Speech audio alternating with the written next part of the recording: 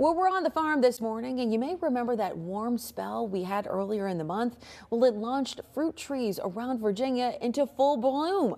What it shows is this might be a good year for Virginia fruit tree crops, but there's still a threat out there of that fruit never making it to market. So WFXR's George Noliff is here to tell us why. George, bring us up to speed. Hey, Hazel Marie, we're talking about something no one can control. We're talking about the weather.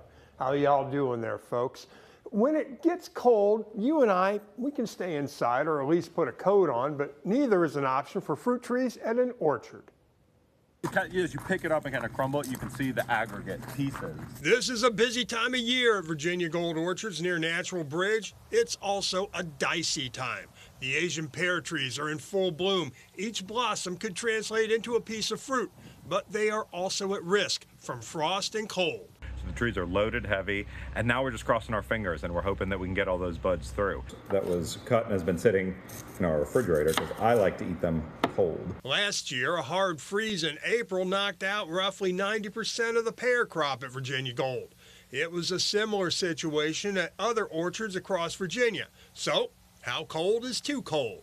They're fine down to about 28, 27 degrees, which, it's getting cold at night still. And so we're comfortable with that. What I'm looking out for are those 24, 23 degree nights. That's when you start getting major blossom kill. I mean, you can lose 80% of your blooms. Right now, you just got to pray and be hopeful and hope we can make it through. But if we do make it through, it's going to be a great year. It's going to be a bumper crop year for us. All right, in the Weather Center now with meteorologist Kara Thompson. Kara, they in one night lost 90% of their crop. Had a hard freeze late April. That's not uncommon around here.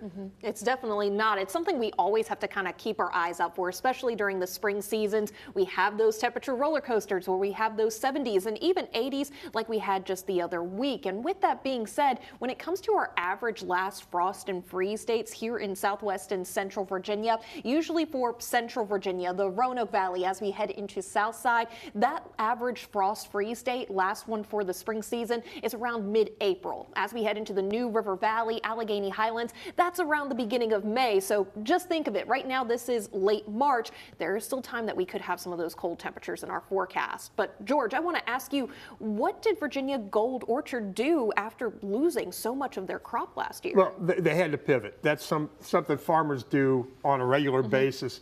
They grew cut flowers, and they were able to make up some of their lost revenue with cut flowers. Oddly enough, it turned into a silver lining. They're going to plant cut flowers this year as an additional revenue source. So there you go. Out of a disaster comes, bounty. Definitely a good backup plan for them. And, we're going to still keep our fingers crossed that we don't have any freezing temperatures in our forecast for the rest of the season. So only hoping right now. Hoping. Hazel, you got your fingers crossed? Fingers crossed all around. Thank you, Kara and George.